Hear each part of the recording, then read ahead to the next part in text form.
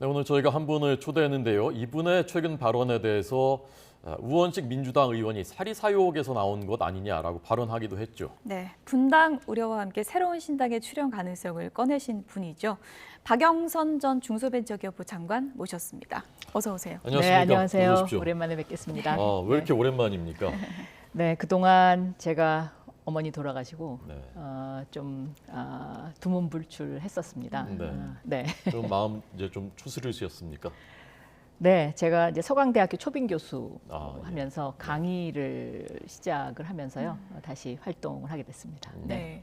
그동안은 뭐 민주당과도 좀 정치권과도 거리를 두고 그렇게 좀 지내신 건가요? 성찰의 시간을 가졌다고 말씀드릴 수가 있겠습니다. 워낙에 선거도 치열하게 하셨으니까요. 네, 그리고 또 잠시 떨어져 있어 보니까 네. 그동안에 안 보이던 것들, 이런 것들이 많이 보이더라고요. 네. 그 안 보이다 이제 보이게 된 것들 저희가 이제 오늘 집중적으로 여쭤보겠습니다. 이번에 이제 그 분당이라는 이제 단어를 쓰시고 또 그동안 정치에 대해서 발언을 안 하시다가 하니까 뭔가 이제 지금은 이제 때라고 생각하신 건가? 이렇게 판단하신 건가?라는 해석들이 나왔거든요. 왜 그 발언을 꺼내신 겁니까? 제가 꺼냈다기보다는 네. 그 언론에서 먼저 질문을 했죠. 그러니까 굉장히 언론이 그 문제에 관해서 민감하게 받아들이고 또 뭔가 이렇게 기다렸다라는 그런 느낌이 드는데요. 사실 정당이라는 것은 늘 구심력이 있고 원심력이 항상 작동을 합니다. 그런데 우리나라 한국 현대사의 정당 역사를 보면은요. 평균 정당의 수명이 한 5년 정도 됩니다. 네. 가장 길었던 것이 한나라당 15년, 그리고 이제 더불어민주당이 2014년에 창당을 해서 지금 8년째인데요. 이 당이 생명력이 길려면 늘 새로운 미래 비전 그리고 새로운 어젠다를 던져야 당의 어떤 생명력이 계속 이어질 수가 있는데 네. 지금 민주당 같은 경우에는 새로운 미래 비전을 찾기가 힘들고 국민의힘도 마찬가지입니다. 그런데 이것을 역사적으로 보면은요. 지난 1962년에 대한민국이 경제개발 5개년 계획을 시작을 하면서 약 30년간 산업화 시대였습니다. 예. 이 산업화 시대의 주력 세력이 지금의 국민의힘이죠. 이 국민의힘은 대한민국을 후진국에서 중진국으로 만들었고요. 1992년 한중 수교 이후부터 지금까지 2022년 30년 동안은 민주화 시대였는데요. 민주화 세력의 핵심 세력이 바로 지금의 민주당입니다. 1992년 한중 수교를 왜 새로운 분기점으로 보냐면 이 당시에 한중 수교에 관해서 지금의 국민의힘 쪽에서는 굉장히 부정적인 시각이 컸고요. 이것은 굉장히 진보적인 어떤 시각 속에서 시작이 된 것이고 이 한중 수교를 통한 한국과 중국의 무역의 어떤 규모라든가 경제 규모가 대한민국을 중진국에서 선진국으로 만든 가장 큰 원동력이고 힘이었습니다. 그래서 2021년 7월 달에 대한민국이 유엔으로부터 공식적으로 선진국 호칭을 받게 되죠. 그러니까 어떻게 보면 대한민국 국민들이 가장 바라던 일을 이루어진 것이 바로 2021년입니다. 문재인 정부에서 이제 이것이 이루게 됐는데요. 그러면 지금부터 앞으로 2022년부터 앞으로 30년은 어떻게 할 것이냐? 여기에 대한 어젠다 세팅이 저는 필요하다. 그리고 이러한 미래 비전을 갖고 있는 정당이 앞으로 내년 후년 총선에서 승리할 것이다. 저는 이렇게 보고 있습니다. 네. 미래로 나아가려면 이제 현재에 대한 정확한 진단이 이제 필요할 거고요. 그렇습니다. 아무래도 이재명 대표의 사법 리스크 때문에 분당 가능성 언급에 대한 그런 또 기사도 많이 나온 것 같은데요. 이제 친명계 의원들은 단일 대우로 뭉쳐야 된다. 방탄 국회도 열어야 된다. 이렇게 주장을 하고 있는데 이 부분은 어떻게 보십니까? 그 사법 리스크라는 것이 정치 검찰, 정치 수사에 의한 것에 대해서는 단일 대우로 뭉쳐야 됩니다. 그러나 이 사법 리스크는 이미 예견됐던 것이고요. 윤석열 대통령, 윤석열 정부가 들어오면 이런 일이 있을 것이다라고 국민 모두가 다 예상했던 것입니다. 그래서 이것은 이것대로 한 축으로 가고 새로운 민주당의 미래 비전을 저는 던졌어야 한다. 이렇게 생각을 하고 있습니다. 아쉬운 점은 이재명 당대표 취임 이후에 지금까지 100일 동안 이러한 새로운 미래 비전, 그다음에 민주당의 새로운 이미지 이런 것들이 형성되지 못했다는 것이 굉장히 저는 아쉽다 이렇게 생각하고 있습니다. 그 말씀은 이제 이재명 대표를 대체할 또 사법 리스크 문제를 해소할 새로운 리더십이 필요하다. 어떤 경우에는 분당도 필요하다라고 받아 해석할 수 있는 것입니까? 꼭 그런 뜻이라기보다는 네. 이재명 당대표가 이러한 사법 리스크를 뛰어넘는 새로운 미래 비전과 새로운 민주당의 모습을 보여줬어야 하지 않느냐. 근데 이것이 지금 형성이 되지가 않고 있기 때문에 네. 앞으로 이제 이대로 갈 수는 없다. 그러니까 저는 국민의힘이 산업화 세력으로서 어떤 시대적 소명을 다했다면 민주당도 민주화의 어떤 그 중심 세력으로서의 시대적 소명이 여기까지라면 이제는 민주당이 새롭게 거듭나야 되는 그런 어떤 시기가 오지 않았느냐 이렇게 생각하고 있습니다. 네. 고양이의 탈을 쓴 호랑이 이렇게 이재명 대표를 이제 비유하셨는데 그게 정확히 어떤 의미를 담고 있는 건가요? 김홍도 화백이요. 조선시대에 호랑이를 참 많이 그렸어요. 네. 그런데 김홍도 화백이 그린 호랑이는 정말 기백이 넘치고 이렇게 뭔가 웅비하는 그런 모습이었는데 민화에 나타나는 그 조선시대의 호랑이는 대부분 다 고양이 얼굴을 하고 있습니다. 그것이 이제 어떻게 보면 그 시대의 시대상을 보여주는 것인데요. 제가 그때 고양이 탈을 쓴 호랑이라는 표현을 쓴 이유는 네, 네. 명분과 실리 속에서 너무 그 명분과 실리 이 두 마리 토끼를 다 놓쳐버리면 결국은 종이호랑이가 되지 않겠나 하는 그런 우려감이 있었습니다. 네. 네. 그래도 아직 조금 정확히 이해한 명분과 실리라는 게 뭔지 조금만 더 설명을 좀. 그 당시에 이제 예를 들면 인천 계양을 출마 문제라든가 네네. 또 당대표 출마 문제 같은 것이 명분이 있느냐 아니면 실리를 택할 것이냐 이제 이런 어떤 그 갈등적 요소가 있지 않았습니까? 네. 그러면 이 명분과 실리 정치는 늘 명분과 함께 가야 되고 예. 또 실리도 있어야 됩니다. 이 부분의 어떤 균형점을 어떻게 찾느냐 이것이 저는 그 당시에 이재명 그 당대표의 굉장히 큰 숙제였다 이렇게 보고 있었습니다. 네. 네. 그 단원 김홍도 화백의 그 기상 넘치는 호랑이 같은 모습은 지금 이제 아닌 것 같다. 이재명 대표가 미래 비전 어젠다를 던져주지 못하고 있다. 네, 사법 그것을 리스크. 좀 네. 놓쳤죠. 네. 네, 예를 들면 100일 기자회견에서도 저는 충분히 이것을 할 수 있었다고 생각하거든요. 그런데 지금 너무 이렇게 좀 움츠려든 모습이 아닌가. 그래서 좀 더 용기를 민주당 당원으로서는 용기를 드릴 필요도 있겠고요. 예. 또 한편으로는 우리 민주당이 나아가야 될 방향에 대해서 우리가 좀 더 지금의 틀을 깨고 새로운 그 알을 깨고 나오는 더 품이 큰 민주당으로 바뀌어야 된다. 저는 이렇게 보고 있습니다. 네. 네. 그런데 이제 사실 지금 검찰 수사 상황을 보면 이제 측근이 이제 구속이 됐고 네. 이재명 대표 당장 연말 소환 가능성까지 점쳐지고 있는 그런 상황이잖아요. 그래서 한 축으로 사법 리스크를 두고 한 축으로는 미래 비전을 가져간다는 게 좋긴 하지만 현실적으로 그게 가능한가 이런 또 회의적 시각도 있거든요. 이 사법 리스크라는 것은 이미 예견됐던 것이기 때문에요. 저는 지금 이재명 당대표에게 제가 어떤 조언을 한마디 드린다면 네네. 좀 더 여유 있고 좀 더 포용적인 그리고 좀 더 당당한 모습을 보여주셨으면 좋겠다. 그리고 그러한 여유 있고 포용적인 당당한 모습 속에서 민주당의 미래 비전을 제시했으면 좋겠다. 예를 들어서 디지털 정당이라든가 얼마든지 지금 미래 비전을 만들어가야 되고 만들어가야 하는 그런 타이밍입니다. 왜냐하면 산업화, 민주화 이 다음 시대의 시대 어젠다가 뭐냐? 저는 디지털화라고 보고 있습니다. 네. 그러니까 디지털 대전화는 속도와 연결인데 이 속도와 연결 그리고 그 다음에 등장하는 단어가 바로 투명입니다.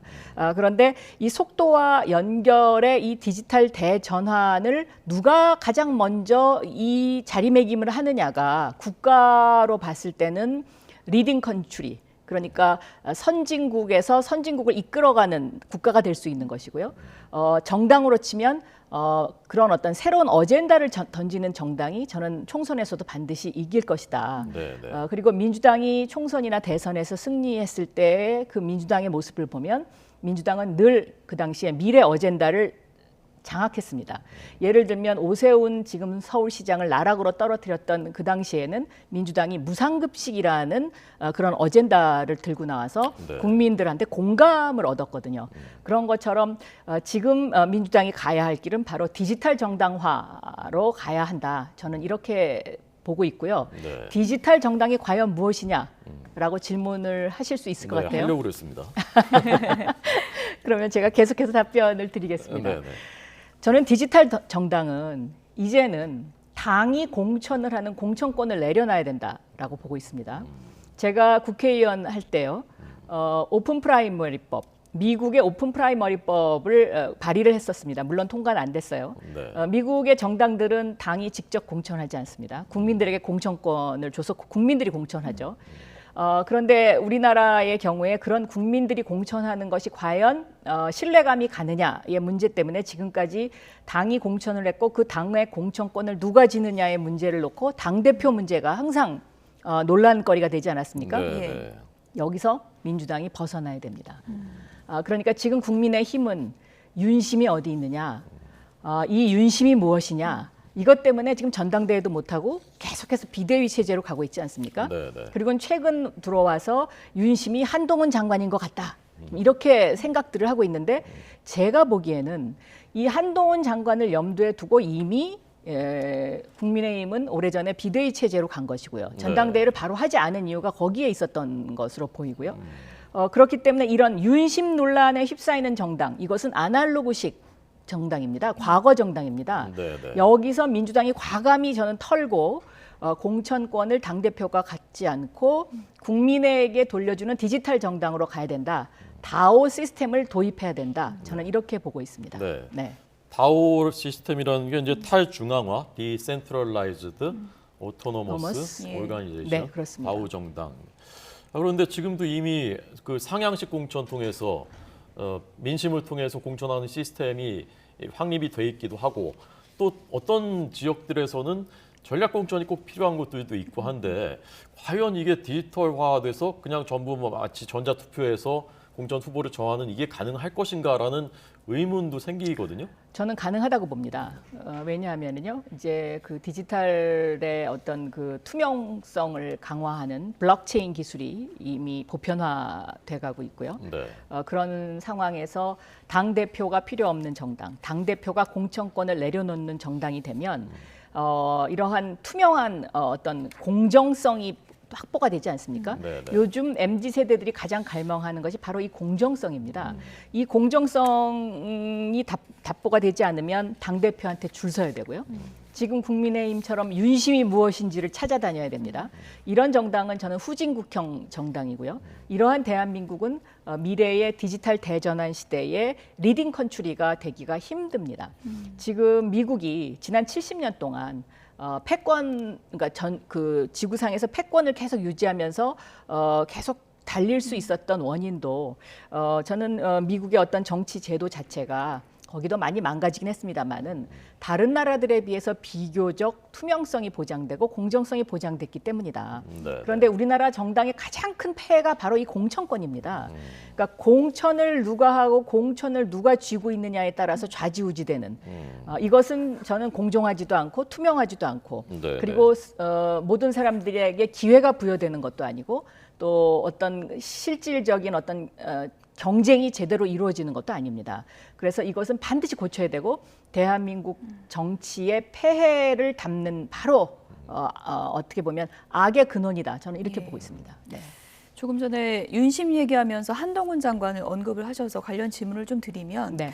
지금 뭐 당대표 차출설 계속 나오고 있는데 나올 가능성이 굉장히 높다고 보시는 거군요. 네, 저는 지금 상당히 지금 그쪽으로 그림을 그려가고 있다고 보고 있습니다. 특히 주호영 원내대표가 바람잡이 역할을 하고 있는데요. 원내대표가 어떤 당대표의 조건을 내세우면서 저렇게 바람잡이 역할을 하는 것은 원내대표로서의 어떤 그 신뢰감을 상당히 저는 상실하는 것이다. 그리고 권위도 없어지는 것이다. 이렇게 보고 있습니다. 그 네. 조건이라는 게 뭐 수도권에 대처할 수 있어야 되고 네. MZ 세대에게 인기가 있어야 된다 이런 네, 조건을 말씀하시는 그렇습니다. 건가요? 네, 예. 네. 한동훈 그 장관이 만약에 그 말씀하신 대로 시나리오가 지금 진행되고 있어서 총선에 간판으로 등판한다. 그러면 어느 정도 파괴력이 있을 거라고 보십니까? 저는 일종의 국민의힘이 그것도 새로움을 추구하는 하나의 파괴적인 아마 행동일 것입니다.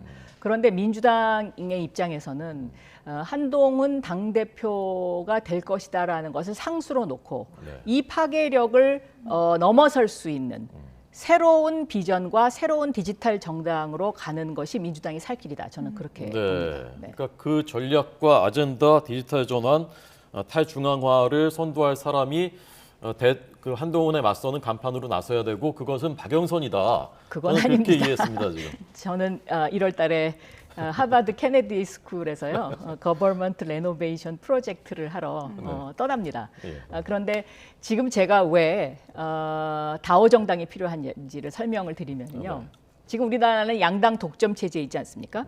이 독점 체제를 깨트려야 됩니다. 디지털 시대는 다원화, 다양화 시대이거든요. 그래서 다양한 목소리를 수렴할 수 있는 정당이 되어야 되고요. 두 번째는 이 양당이 지금 양극화돼 있습니다. 한쪽은 태극기 부대, 한쪽은 뭐 개딸들이라고 이렇게 칭하는데 네네. 너무 그 극단적으로 여론이 왜곡되고 이 가운데에 있는 중간의 목소리들이 전달이 되지 않고 있거든요. 그런데 이 가운데에 있는 중간의 목소리를 가진 분들은 대부분 또 정치 참여를 꺼립니다. 그래서 이 가운데의 목소리를 끌어낼 수 있는 정당 그리고 합리적이고 이런 가운데 국민의 목소리와 공감할 수 있는 정당이 되기 위해서는 이제는 디지털 직접 민주주의 다오 정당으로 가야 된다. 예. 저는 그렇게 말씀드릴 수 워낙에 있겠습니다. 총선에 대한 이렇게 심도 깊고 미래 비전까지 고민하시고 있기 때문에 당에서 이제 중요한 역할을 맡으시려는 게 아니냐 이런 또 아닙니다. 계속 시각이 갈 수밖에 없는데 안타깝고요. 예. 또 지난 몇 개월 동안 제3자 입장에서 이렇게 바라보고 있으니까 네. 그 누구도 이런 이야기를 하는 사람이 제 눈에는 아직 못 봤습니다. 예. 그리고 또 아마 현역 국회의원 입장에서는 네. 다음 공천과 관련된 부분이 있기 때문에 부담스러워서 그런 이야기를 하기가 굉장히 힘들 거다라는 생각을 해서 제가 민주당의 미래를 위해서 그리고 민주당의 내일을 위해서 이런 이야기를 하는 겁니다. 네. 지금 이제 오늘 저는 그 말씀을 듣고 보니까 그 민주당은 미래 전략으로 나가지 않으면은 이제 총선에서 이기기 어려운데 거기 그 전략으로 나가는 것에 이제 동의하지 않는 사람들이 있다면 갈라질 수도 있는 것 아니냐라는 그런 맥락에서 이제 분당 얘기가 나온 것이 아닌가 싶고. 그러니까 그거는 제가 구심력과 아까 원심력이 항상 충돌한다고 말씀드리지 않았습니까? 그러니까 예를 들어서 수축과 이완의 조절을 어떻게 하느냐에 따라서 모든 것이 그런 어떤 앞으로 가느냐 뒤로 가느냐를 결정하듯이 네. 당도 저는 마찬가지다라고 생각합니다. 예. 이런 구심력과 원심력을 어떻게 적절히 배합을 해서 리더십을 만들어가느냐 이것이 성공하면 민주당이 미래로 가는 것이고요.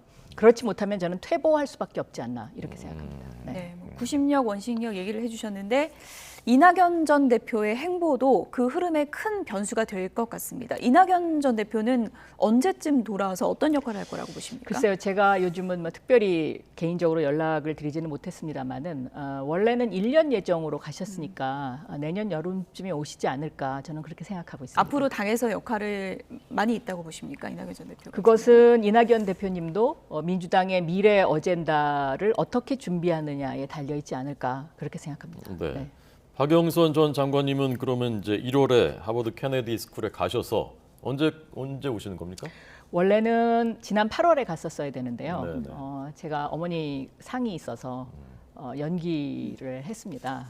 그래서 원래 1년 예정으로 지금 현재 가는 것이긴 합니다만은 서강대에 또 초빙 교수 강의가 있어서 네. 중간에 아마 좀 오긴 올 겁니다. 네. 네. 예. 최근에 여러 정치 현안과 관련해서 이제 윤석열 대통령에 대한 평가를 잠시 좀 질문을 드리면 뭐 이른바 스트롱맨 리더십, 화물연대 파업과 관련해서도 원칙 대응 뭐 이런 얘기들이 나오고 있는데 어떻게 평가하십니까? 저는 대통령의 리더십은요. 히틀러와 처칠을 흔히 비교를 많이 하지 않습니까? 그런데 히틀러의 리더십으로 가는 것은 바람직하지 않다고 생각하고요. 대통령께서는 마지막에 결정적인 순간에 단호한 모습을 보여주시는 것이 맞지 매번 단호한 모습을 보여서 대한민국을 경직시키고 국민을 경직시키는 것 이것은 저는 바른 방향은 아니다 이렇게 생각하고 있습니다. 특히 디지털 시대는요 이 연결과 유연성이 경쟁력입니다. 그래서 회사도 유연한 회사 그러니까 탄력성이 있는 회사 이 회사들이 앞서갑니다. 예를 들면 구글 같은 회사가 그런 것이죠. 우리나라의 삼성이나 현대가 그동안에 경직성이 많이 떨어진다라는 지적을 받았는데 다행히 정의선 회장, 이재용 회장 체제가 되면서 이 경직성이 지금 많이 없어지고 있다고 보여집니다. 저는 대한민국이 그런 대한민국이 됐으면 좋겠고 대한민국의 대통령도 좀 더 유머도 있고 또 유연하고 탄력적인 그런 대통령이 됐으면 좋겠고요. 특히 화물연대, 이 노동과 관련된 부분에 있어서 노동을 탄압하면서 원칙을 세우는 리더십, 이것은 약간 구시대형입니다. 그렇기 때문에 이런 어떤 노동자나 화물연대 입장에서 법과 원칙도 중요하지만 이분들은 법과 원칙 앞에 생존권이라는 것이 또 놓여 있지 않습니까? 그러면 대통령 입장에서는 법과 원칙도 이야기하지만 이분들의 생존권이 과연 보장받을 수 있는지에 대한 부분도 좀 살펴보셔야 되고요. 이 법과 원칙을 이야기해야 되는 사람은 사실은 총리나 해당 장관입니다. 네, 그런데 지금 총리나 해당 장관의 모습은 보이지 않고 이 역할을 대통령이 혼자서 다 하는 어떤 그런 원맨쇼와 같은 정부가 되는 것, 이것은 저는 바람직한 정부는 아니다 이렇게 보고 있습니다. 네. 네. 국회에 이상민 장관 탄핵 소추는 필요하다고 생각하십니까? 이 보수 정권의 가장 큰 특징이요. 어떤 사건이 일어났을 때 책임지지 않는 것입니다. 그러니까 이명박 정부 때도 그랬고요. BBK 사건, 또 박근혜 정부 때 최순실 사태, 이런 것에 그 어느 누구도 지금까지 책임지지 않았습니다.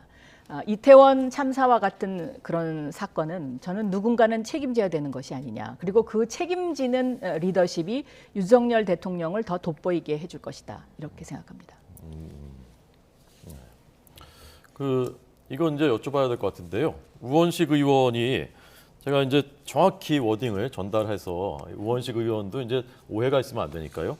이렇게 말씀하셨습니다. 분당 얘기까지 하는 사람은 당을 더 큰 위기에 빠뜨려서라도 자기 이익을 챙기겠다는 사리사욕이 아닌지 걱정이 된다. 아마도 이제 그 사람은 박영선 전 장관을 네. 말씀하신 것 같은데 어떻게 생각하십니까? 아마 우원식 의원이 제가 그 주지훈 KBS 라디오에 가서 인터뷰한 내용을 네네. 자세히 읽어보시지 않은 것 같고요. 네. 그다음에 현역 국회의원이니까 아무래도 운신의 폭이 좀 좁지 않겠습니까? 그래서 이렇게 뭔가 좀 정제되지 않은 단어를 사용하셨는데 네. 저는 우원식 의원님답지 않다 이렇게 생각합니다. 네. 네. 네. 네. 민주당 이제 분당 가능성이 이제 뭐 얘기가 많이 나오다 보니까 민주당에서는 오히려 총선 관련해서 또 전당대회 관련해서 윤심 얘기 많이 나오다 보면 국민의힘이 분당될 가능성이 높다 이런 얘기들도 많이 나오고 있는데 어떻게 보십니까? 제가 아까도 말씀드렸지만 당이라는 것은 언제나 구심력과 원심력이 항상 동시에 작용하는 것이고요. 이 구심력과 원심력이 살아 있어야 또 그 당이 생명력이 있는 당입니다. 그러니까 국민의힘 같은 경우에도요. 지금 뭐 예를 들면 윤심이 한동훈 장관을 낙점했다. 뭐 이런 지금 모양새로 가고 있는데 이것이 과연 바람직한 것이냐. 분명히 저는 여기에 또 원심력이 작용할 것이다라고 생각합니다.